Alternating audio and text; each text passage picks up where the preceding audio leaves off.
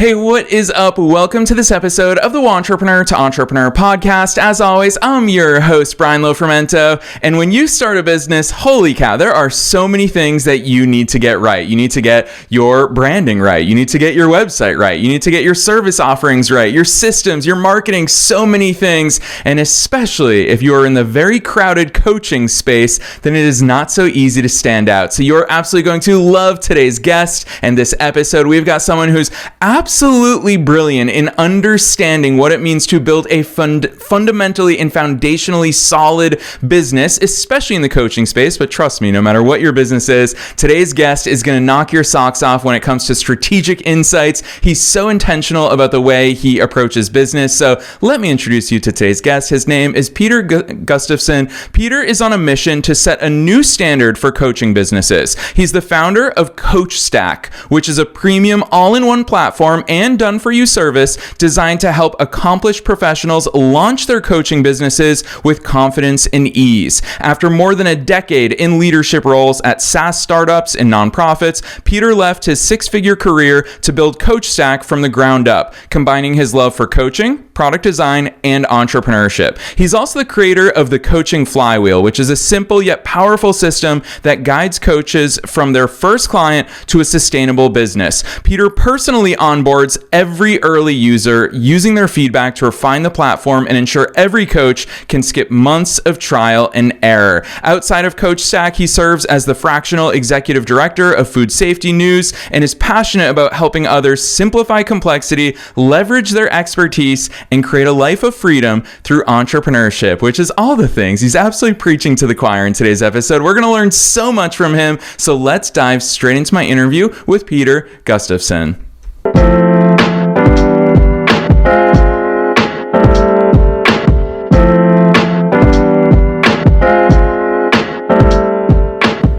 All right, Peter, I am so very excited that you're here with us today. First things first, welcome to the show. Thanks for having me. Heck yes, so excited to dive into all the cool things that you have built. However, we've got to start with you personally, Peter. Take us beyond the bio. Who's Peter? How'd you start doing all these cool things? Yeah, so back in college, I was really interested in, essentially, my end game has always been, how do I make the biggest impact on the world?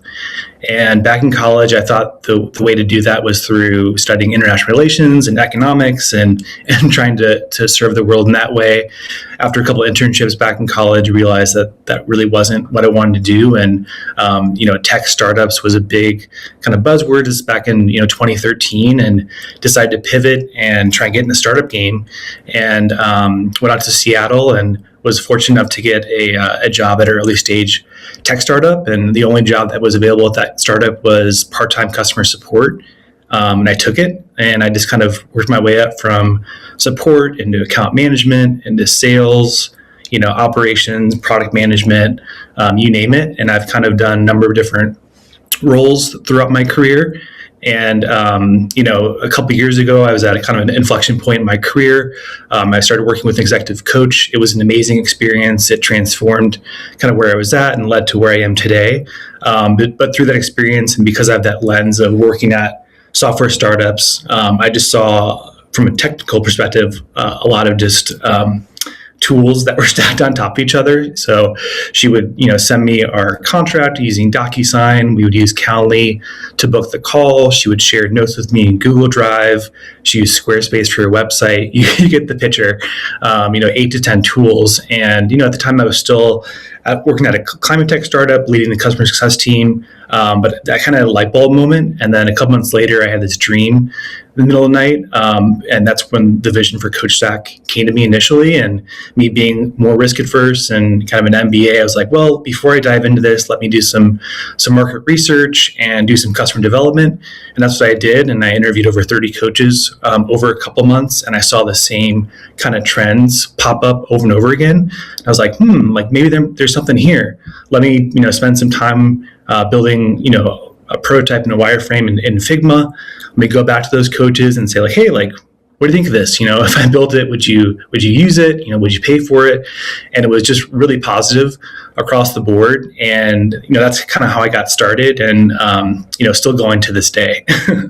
Yeah, I love that overview, Peter, especially because you really highlighted it's obviously one of the most important parts of marketing, which is to understand your customer. And even in your overview, Peter, you're not speaking to just coaches today. You're picking at all of my pain points, and I'm sure every listener's pain points about how extensive our tech stacks are, how much they very frequently are Frankenstein tech stacks. There's so many different moving parts. So I'm just going to follow that thread there because you've picked at so much of our pain. Introduce listeners to CoachStack if they haven't seen it yet.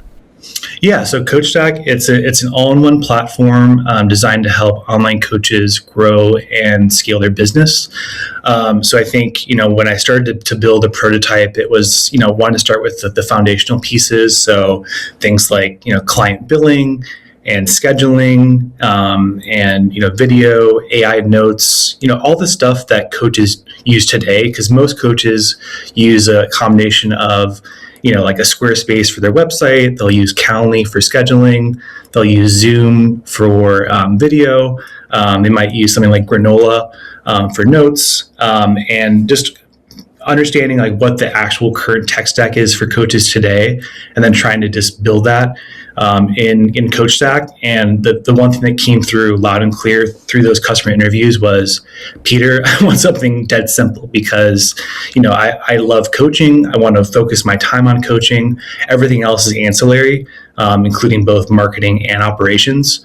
So again, started with the operational pieces, but I know that the growth side is probably the biggest pain point that coaches face. And this is, pretty consistent probably across the board with all the businesses you speak to, Brian. But essentially, like, how do I land clients consistently? How do I retain them? How do I drive referrals? So a lot of the tools that I'm building now on the platform are the kind of the growth stack that sits on top of that base of the operational things. So things like, the website, newsletter, lead magnet, etc. Peter, hearing you say that, I have to share with you, even publicly here, how frequently when we hear from listeners, they all want to talk about scale. And you called out the growth stack that you are building on top of CoachStack is a very essential part of it. But I'm going to call out something that I really admire about your business and your personal approach to business is, I say it very frequently, is that in order to have a business worth scaling, you need to do things that don't scale. And you are personally onboarding every single early user, which I would imagine has become your secret weapon in developing CoachStack, because not only is it giving you that personal relationship, which obviously leads to stickiness and customer retention, but also I would imagine that those onboarding sessions are shaping the product directly while simultaneously giving you all of the marketing language and pain points and all of that stuff. Talk to us about that approach, because I feel like everyone wants to jump straight to that scale part without doing the work that gives them that unfair advantage. Yeah, no, and I'll one up you. So I'm actually becoming, I'm going to be the first customer of CoachStack. So literally just now I was kind of starting to build the website for my coaching business, which was called Solo Founder Coach, because obviously I'm a solo founder, and I've learned a lot over the last couple of years since this idea came to me. So I feel like I have a lot to share. So I mean, that's step one is me going through the entire process myself. And I'm in the middle of that right now. And my goal is to kind of essentially build that coaching business in public using the coaching Flywheel framework. I love founders that, eat their own dog food. And I think the best way for me to improve CoachStack even more is to become a coach and to go through that process, because even though once I get to the operational side, that'll all be great. But anyone who started a business knows that the most difficult thing getting started is like, how do I land that first customer, my first 5, my first 10?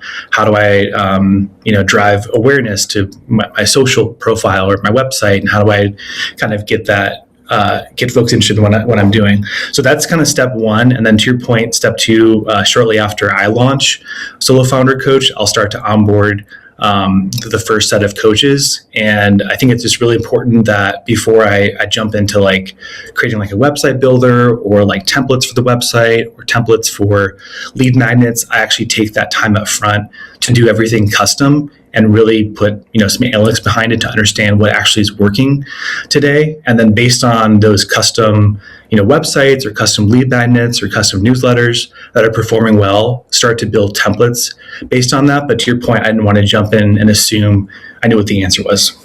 Yeah, I love that. And Peter, it's fun having this conversation with you. Your episode is really kicking off our Q2 content here on the show. And here in Q2 2026, obviously all the rage, everybody's talking about it in both good ways and bad ways, is of course AI. And I think that you have such an interesting vantage point coming from the SaaS world, where there's a lot of hype right now that SaaS is dead. And we've heard this for decades. I remember when I started my first business in 2008, everyone said SEO is dead. Fast forward 10 years later, everyone said email is dead. Of course, neither of those things have died. What's your perspective, though? Because hearing you talk about websites, for example, a lot of people are turning to AI, at least now, more now than ever before. What's your take on how AI plays into all of this stuff? And of course, specific to you, how it's playing into CoachStack?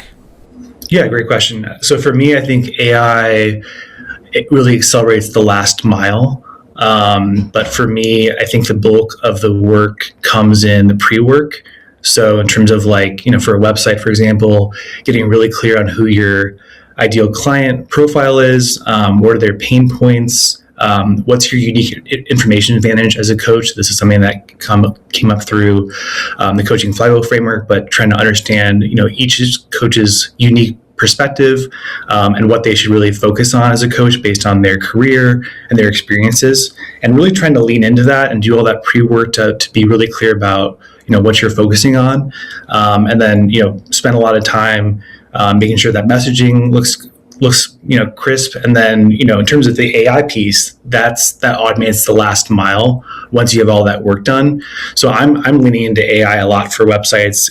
Recently I've been using paper.design, using Claude Code primarily, but using tools like paper.design to help me with the design and the layout, and using Claude Code to build these sites. And honestly, that's the unlock that allows me as a solo founder to do all this work on my own. I'll pull in like a designer to help with the branding piece, because that's not my expertise, but everything else I can do. So in terms of AI, that's kind of how I'm thinking about it. And then, within the product itself, I definitely want to leverage AI in terms of, I always think of AI in terms of okay, you got to think about things that need to be done, that are tedious, that no one actually enjoys doing. So things like, for example, setting up your coaching software, right? Like maybe adding in an AI agent in CoachStack that prompts a coach through a series of questions and then does that full setup process for them. Like I said, I started off in customer support. I've done a lot of different, account management functions at SaaS companies. And I know that, no one wants to spend a half hour, an hour setting up a SaaS tool. They just kind of want to snap their fingers and have it be done. So trying to think of ways to leverage AI to kind of automate those more tedious tasks that people don't enjoy doing. Yeah, I really appreciate those insights. And along those lines, I'm so excited to drop your link at the end of today's conversation, because CoachStack's website itself is beautiful. It's so functional. It's so clearly laid out, even aside from just obviously AI assisting in large parts of this. As an end user, it speaks to me. The second our pre-production team landed on CoachStack's website, we said, we've got to reach out to Peter. We've got to have him on the show. And we're so excited that you're here. And I really appreciate your insights when it comes to AI. But I have to go backwards a little bit in our conversation, because I know listeners are going to be like, wait, Brian, he brought up the coaching flywheel. What is that? Go deeper there. Peter, walk us through the coaching flywheel. Yeah, so the coaching flywheel, again, came about through hundreds of hours of both market research and customer interviews with coaches over the last couple of years. And again, because the biggest pain point was around growth, like how do I attract clients consistently? How do I retain those, etc. I wanted to create my own kind of framework or methodology that essentially allows a coach to launch a sustainable coaching business. So there's 6 steps to it. The 6 steps are, number 1 is, clarify your focus. So get really clear around, again, what your information advantage is and how you should leverage that as a coach in terms of what your coaching offer is, and then who your ideal client is. And then step 2 is attracting that ideal client. So, whether it's lead magnets, the website, a great LinkedIn or social profile, just making sure that your messaging is speaking loud and clear to who you want to target. And then step 3 is build trust and nurture. So this could be, a newsletter. It could be you consistently posting on a social channel where your ideal client likes to hang out. But, once someone comes across you, you need to make sure that you build up trust over time, because the thing with coaching is that someone might really like your background or your messaging, but they're not going to take action until they actually have a problem. So that's why you want to stay really top of mind for those folks. And that way, it could be 3 months, 6 months, a year, but whenever that person comes across an issue, so for example, if you're a career coach, it could be, a layoff occurs, right? And that's when they would want to reach out to their career coach to help them update their resume and LinkedIn. You want to stay top of mind so that, when that problem arises, or they don't think twice. They're like, I love Peter's content on LinkedIn. I'm just going to reach out to him. They don't need to do any research, which is great for you as the coach, and also great for the client. But anyways, that's step 3. Step 4 is to enroll them into your flagship coaching program. Step 5 is to deliver transformational results. Obviously, that's the most important thing. And then step 6 is to leverage that into both testimonials and referrals to drive that social proof. And that's kind of a flywheel. And that kind of repeats over and over again. And the idea is that over time, that creates a sustainable coaching business. Yeah, I appreciate you running us through all 6 of those steps, because really, this is the type of conversation that inspired me at such a young age. I started my first business when I was 19. And Peter, it's thanks to people like you who make all of this stuff attainable. It's not gatekept. It's something that you put out there because you've seen it work. And that's the most important part of all of this work. Yet at the same time, the thing that makes it difficult and the thing that makes it complex is ourselves and our own minds and imposter syndrome and convincing ourselves, oh, there's already a million other coaches. Why would anyone listen to me? And I heard a lot of that external feedback and noise when I started this podcast. Everyone said, well, there's already so many podcasts about entrepreneurship. And so I had to overcome that sort of thinking. Peter, what's your response to coaches? And I think a fun part of our conversation with you today, having you specifically on the Entrepreneur to Entrepreneur podcast, is it's fun to also focus on all the potential coaches out there who have made a career out of building expertise. They are incredible at what they do in their lane, and they probably don't realize how much they could monetize that expertise while helping others in their growth trajectories. What's your response about all that internal stuff that keeps a lot of people on the sidelines? Yeah, I mean, I think imposter syndrome comes out with everyone. I mean, I think we've all experienced it. I think, in terms of making the leap to entrepreneurship, typically there's a big event that happens, right? It's a layoff or a big family change. Typically there's something that drives that entrepreneurship. And essentially when you start a coaching business, you are becoming an entrepreneur. And I think, the issue is that a lot of people get into coaching because they love the actual practice of coaching, which is awesome. And that is the core thing. But coaching is a business. And oftentimes I see a lot of coaches that don't have the marketing expertise or the business acumen to be able to launch that full coaching business. And that's honestly where coachstack comes in. I just want coaches to be able to focus on coaching and changing lives and let me handle all the ancillary stuff. I mean, I think all the things that at the end of the day, coaching is about transforming lives. And that's why I started coachstack. I mean, the genesis of this was, if I didn't have an amazing experience with my coach, I wouldn't have had the idea to start coachstack. So that's the key thing. And I really do think that coaching has the potential to transform lives and expand human potential across the board. And I think as we get into the next few years with AI and all these rapid advancements, alternative education like coaching will become more and more popular. And that's why I think, folks that potentially get laid off or something occurs over the next few years and they're trying to figure out what to do next, take a step back, look at all the amazing things you've done in your career. And I guarantee you that you have a unique information advantage based on your career experiences, based on your own relationships, based on your education, and how do you leverage those unique experiences and skills to add value to other folks. And I guarantee the majority of people, can add value, but it's just a matter of, to your point, getting beyond that imposter syndrome and, having a system like the coaching Flywheel to be able to feel confident in launching. And Peter, so many of your answers keep coming back to delivering a transformation. And I think that this is such an important distinction for you and I to have this conversation publicly in 2026 when everyone is saying, oh, why would I need a career coach when I can have AI redo my resume? And that's true. AI is amazing from an information standpoint, and it's really great at remedial tasks. However, AI is not a coach. AI cannot get to know my personality, and I'm very different from you, Peter, and you and I need to be pushed in different ways and encouraged in different ways and uplifted in different ways, and nothing's going to replace that human touch. So I love the fact that you've called out in a world where everyone's wondering what is ultimately going to be replaced, what is going to change. You've called out that coaching is something that is needed, and we've both kind of used career coaches as one example. Walk us through some of your favorite coaching environments and coaching industries that you've seen, and then to take it one step further for listeners who are wondering, what would it look like to package my expertise? What does coaching actually look like for people who have never worked with a coach?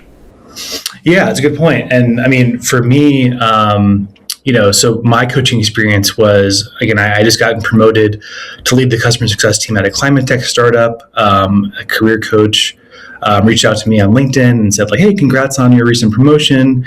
I help mid-career professionals. Essentially, it was messaging that really spoke to me. And I was like, yeah, I've heard about coaching, here and there, but I don't really know what it is. But sure, I'll hop on a 30-minute kind of discovery call. And, from the minute I hopped on the call, really loved her energy. And I could tell that she could be really helpful to me.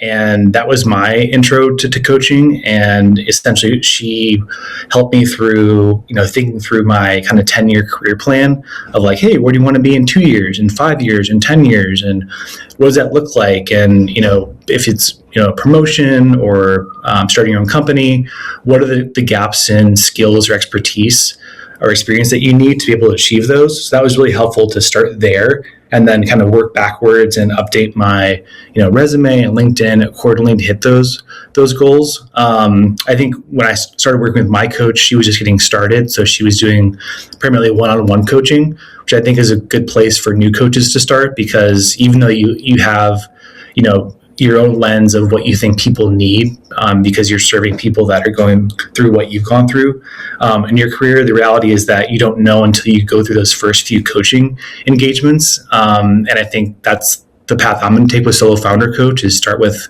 one-on-one coaching with a few early stage founders to start. And then based on those trends I'm seeing, potentially roll out a small group coaching program as well. But I think it's important, just like we talked about earlier, about me doing the custom work, about creating the websites and whatnot before I have a builder and templates. I think the same thing applies to coaching, where you just want to do that one-on-one coaching to really understand that client and those pain points inside and out, so that you can build things on top of that, whether that's again a small group coaching program or courses, etc.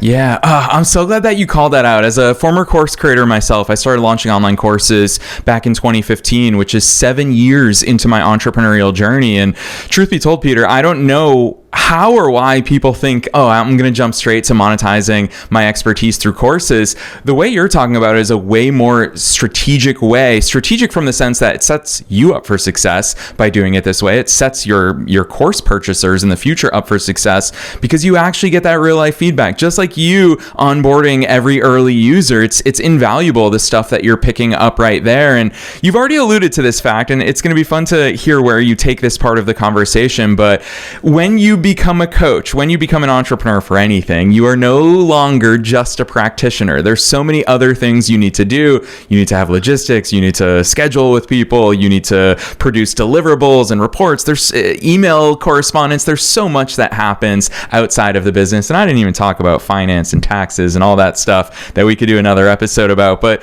Peter, for coaches who are thinking about starting their businesses and who are thinking about getting into this game, what are those in-between points? What are those responsibilities as far as reports that we should have, client interfacing stuff? Talk to us about the business engine in addition to just providing services. Yeah. Well, just not to toot my own horn, but I launched a new website a couple days ago called startcoachingonline.com. And if someone's watching this and is curious about coaching, I'd recommend that they go there because it's essentially a free 5-day email course that I put together that walks someone who's curious about coaching through like the main set of questions they should be asking themselves before they make that leap. And then if they do think coaching is right for them, then they can join the Coaching Flywheel newsletter and get kind of actionable tips there. But yeah, I think in terms of, obviously the main core stack when you're getting started is having a Calendly link or something like that for scheduling, having, a Zoom account where you can actually facilitate these kind of video calls, and having like, I think, an AI note taker. Those are the main things. I think, when you're just getting started on your first coaching call, that's the core thing. Like I said, when I was working with my coach, she used Google Drive to create, documents and deliverables. And what was interesting, working with my coach is, coming from more of a startup / corporate world where I was doing like really fancy slide decks and spending hours and hours preparing for calls, making sure everything looked really great. What my coach did, which I thought was really interesting, is like, we had our initial call and she asked about, my situation and what my goals were, and really took the time to really understand where I was at. And then when I hopped on that second sales call with her, all she did was she walked through Google, she pulled up her screen, and it was a Google Doc, and it was essentially like her notes of like, hey, like to recap, here's what I heard.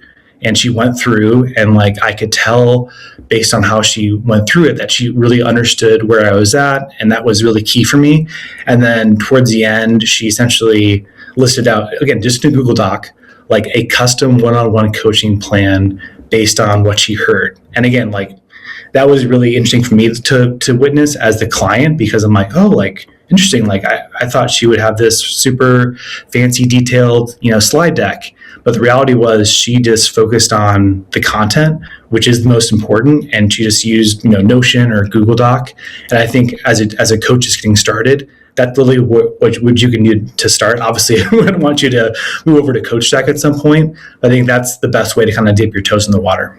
Yeah, Peter, I've never made this confession live on the air, but I'm going to do it today, is that you mentioned earlier that oftentimes people get into coaching because of some sort of external event, whether it's a layoff, and we hear that in so many entrepreneurial stories, or the birth of a child. There's so many things that wake us up. January 1st, that's another one. Secretly, I always hope that these episodes are that spark for somebody, that this conversation can be a catalyst for somebody to jump in. So I'm going to borrow your voice and expertise here to speak directly to the audience, because there's also a lot of noise about coaching certifications and who can be a coach and all of that. And frequently it comes up about permission within any entrepreneurial journey, is that one day we just wake up and realize we don't need anybody else's permission. We can start it. Obviously, you've been very close to the coaching industry. What's your take on what do we need to start? How do we know that, okay, I can do this?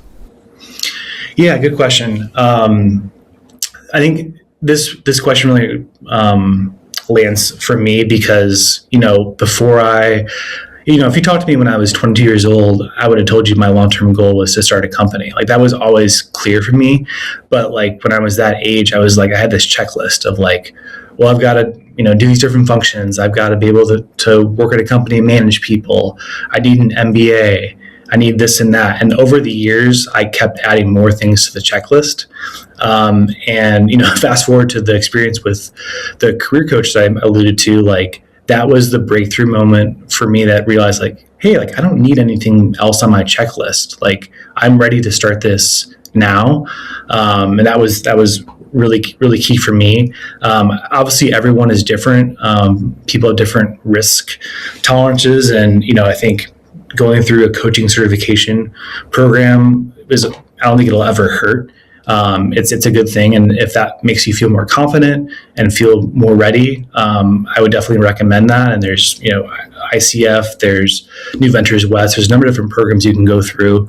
I will say I have talked to a number of coaches that have gone through coaching certification programs. And what they told me is that like those programs only focus on the actual practice of coaching. So like how to run a client session, how to track progress, how to, do all those kind of operational things, which again is really important. But like we talked about earlier, another big part of coaching is like it's a business, and you need to understand like just the basic business and marketing fundamentals of like how do I, optimize my LinkedIn profile to attract that ideal client? How do I build a website? How do I, build clients? How do I do scheduling? And I think a lot of that gets lost in the certification program. So I think, again, it's a good thing. And if you're more risk adverse, or you think you'd be more confident after you went through that sort of program, by all means do it. But I just want to let you know that like they're not going to teach you the business and the marketing side of it. And that's, partly why I started CoachStack and the coaching Flywheel as well. Yes, so well said. Oh, I so value those insights, and I'm really grateful for you bringing that message and that permission, whether we need it or not, but giving us permission to realize we have that permission. Super grateful for that. And I'm really excited to see how you answer this final question, because it's super broad. You can take it in any direction you want, although you've already dropped so much good advice on us. But I am going to ask, what's your best piece of advice for listeners? Knowing that we're being listened to by both entrepreneurs and entrepreneurs at all different stages of their own growth journeys, what's that one thing you want to leave them with today? Just get started. I think that's the main thing, is that, we talked about imposter syndrome, and I think, the analysis by paralysis, and we can all get caught up in, either in a document or, in Claude or ChatGPT, and you're kind of going in circles around a business concept, or, whether or not you should launch, a podcast or a newsletter or a website. And my advice is just get started. And once you get started, I feel like, the more that I've stepped into entrepreneurship, the less scary it gets. Obviously, each stage presents different problems, and it's an ongoing thing. You've got to love what you're doing. But I think anyone who's on the fence about whether or not they should start that thing, just do it and just get started. Yes, so true. And listeners, I hope this hits you exactly where you needed it today. And fortunately, Peter has put in a ton of work leading up to this point at making CoachStack an unbelievable offering and a huge leg up if you are deciding that today is the day, or maybe you're already a coach and you realize, I don't have that foundation that I probably should have to unlock that business growth. I'm so excited for each of you to go check out CoachStack and all the amazing things that Peter's doing, because truth be told, it's beautiful, it's functional, it's going to uplift you, it's going to inspire you, and you'll see Peter's messaging all throughout is a strong impetus to action. So Peter, for listeners who want to find all the cool stuff that you're up to, drop those links on us. Where should listeners go from here? Yeah, for sure. So coachstackhq.com is the main website for CoachStack. I mentioned startcoachingonline.com is a great resource if you're listening to this and you're like curious about coaching but not sure if it's right for you. And then coachingflywheel.com is my main newsletter, and that's where you can learn more information about those 6 steps I mentioned earlier. Yes, Peter, I don't know how you got that domain name. It's becoming increasingly difficult to get good domain names. So kudos to you. And listeners, you already know the drill. We're dropping all of those links down below in the show notes, no matter where it is that you're tuning into today's episode. We're also linking to Peter's personal LinkedIn. So if you want to reach out to him and continue the conversation, do not be shy. There's so many resources for you down below in the show notes. Otherwise, Peter, on behalf of myself and all the listeners worldwide, thanks so much for coming on the show today. Thank you. Had a blast, and hopefully your listeners get some value out of this.